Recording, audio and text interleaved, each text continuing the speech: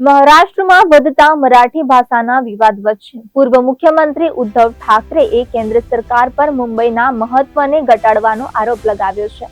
ઉદ્ધવ ઠાકરેએ કહ્યું કે અમે તોડવાની ભાષાનો ઉપયોગ નથી કરી રહ્યા, પરંતુ મુંબઈ ધીરે ધીરે પોતાનું મહત્વ ગુમાવી રહ્યું છે. અહીંના ઉદ્યોગ ધંધાને ગુજરાતમાં લઈ જવાઈ રહ્યા છે. અહીંની ફિલ્મ ઇન્ડસ્ટ્રીઝને પણ અહીંથી સ્થાનાંતરિત કરવાની વાત ચાલી રહી છે.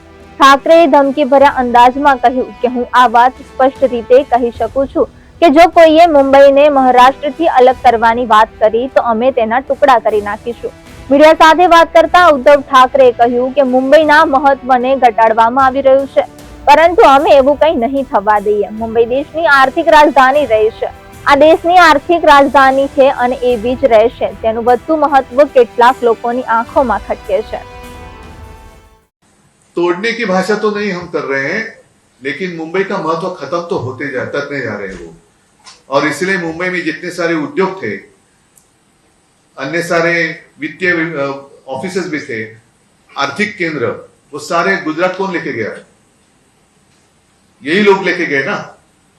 तो मुंबई तो महाराष्ट्र से कोई अलग नहीं कर सकता. जो भी करेंगे हम उनके टुकड़े करेंगे, ये तो मैं खुलेआम बोलता हूं. लेकिन साथ ही साथ ये भी नहीं हम होने देंगे कि मुंबई का जो महत्व है, मुंबई मेरे महाराष्ट्र की, अपने महाराष्ट्र की राजधानी है, साथ ही साथ देश की आर्थिक राजधानी मानी जाती है, और यही जो उसका महत्व है कुछ लोगों के आंखों में वो एक चूकता है वो.